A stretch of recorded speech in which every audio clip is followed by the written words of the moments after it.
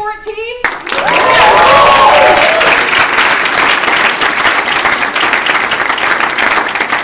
Please double check your cell phones and make sure that they are off and they will not disrupt yourself or your teammates or anyone else for that matter.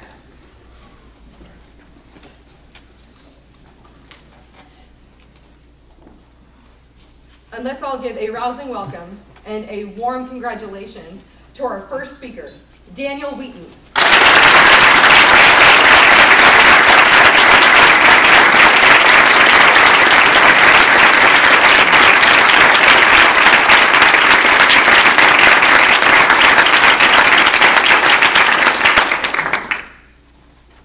Angela Lopez knew she couldn't wait any longer.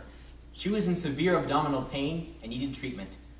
But Lopez is one of the thousands of Americans that seek out medical care as a last resort because they know they can't afford it.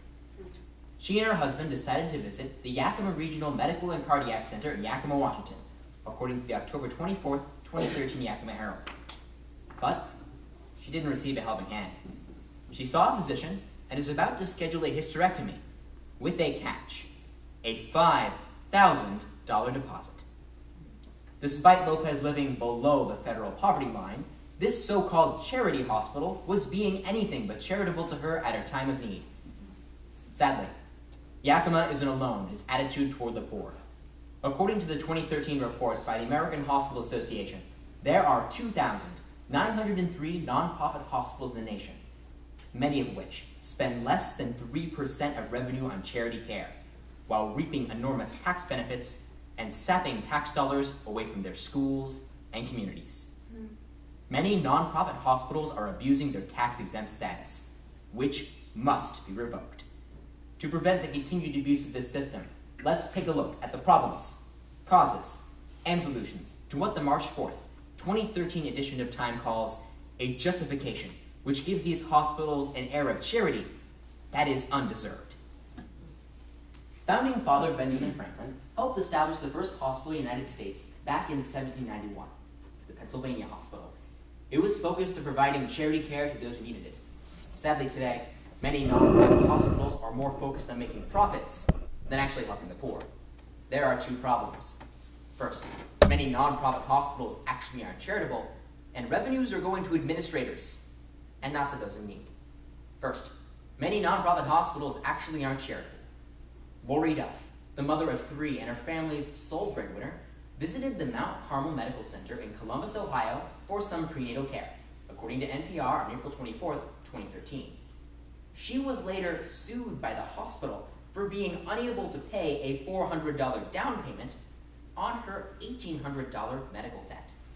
The hospital's financial office responded by saying she had enough money to pay, despite living below the federal poverty line. This has caused ire from within the healthcare industry. According to a 2013 report by the California Nurse Association, of the 196 California hospitals surveyed, more than half spent less than 2.5% of revenue on charity care.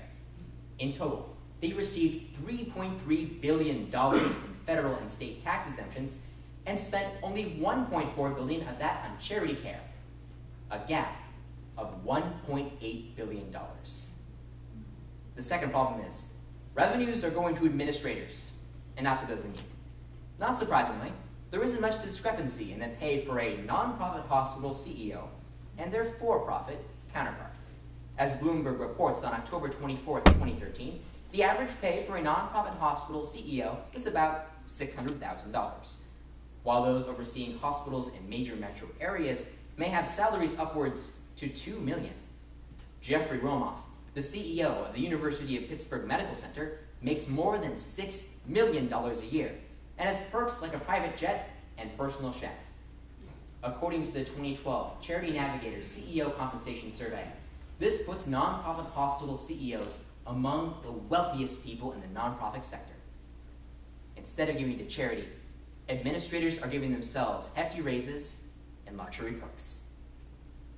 Believed to have been developed in the 4th century BC by the Greek physician Hippocrates, the Hippocratic Oath holds that the first obligation of a medical professional is to do no harm.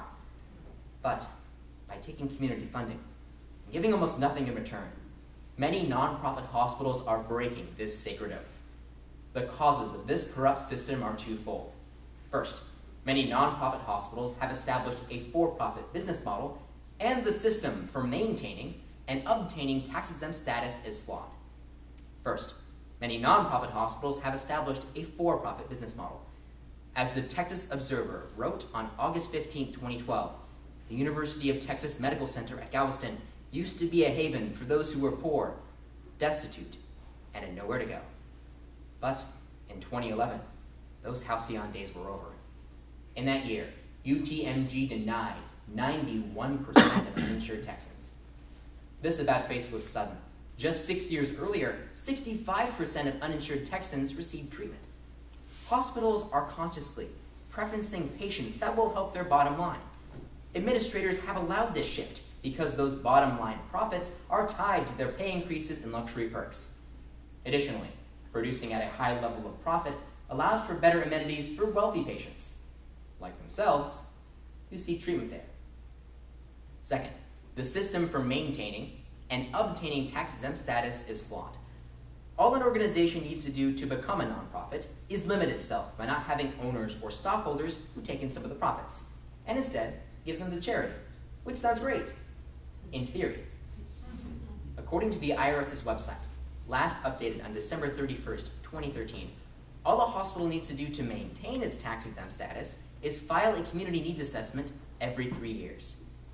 There are no federally mandated minimum requirements for charitable giving, meaning a hospital can give almost any amount, no matter how small, and still maintain their status as tax-exempt. Thankfully, some cities are fighting back. According to the November 24th, 2013 Pittsburgh Post-Gazette, the city of Pittsburgh is suing UPMG to recover 95% of taxes it avoids paying overall.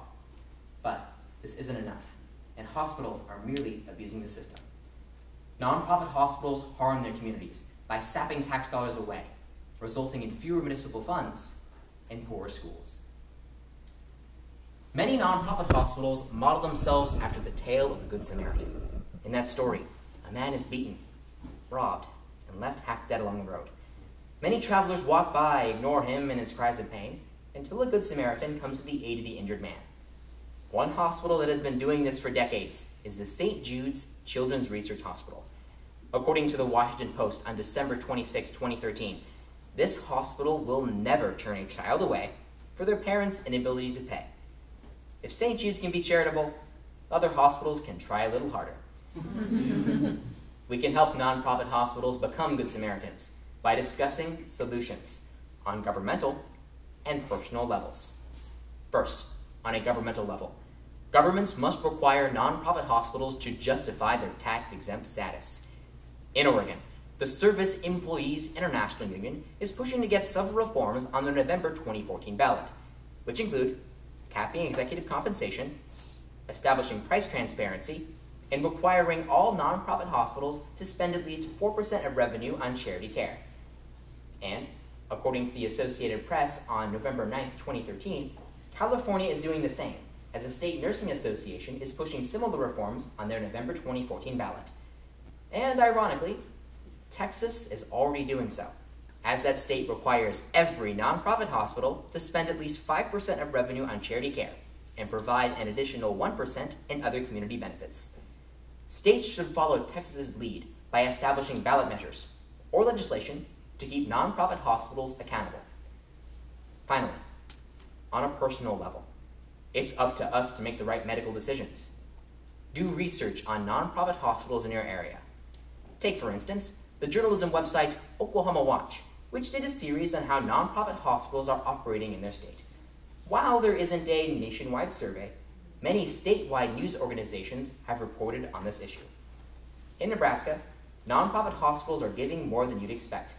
According to Omaha's Creighton's Allegiant Healthcare's website, they gave charity care to an estimated 6,500 Nebraskans. And in Lincoln, the St. Elizabeth Regional Medical Center gave 5% of all of their revenue to charity care. While this is good, I'm still holding these hospitals' feet to the fire. I'm currently investigating how nonprofit hospitals are spending money in Nebraska, and the final product will be released on the Nebraska News Service later this month. I also encourage you to visit irs.gov, where you can see how nonprofit hospitals are spending our money.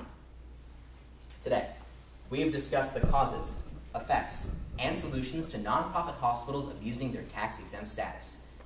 While stories like the one in Yakima are shocking, this is the sad reality for thousands of Americans. But hopefully, with your help, we can begin a change to make sure no one is ever turned away.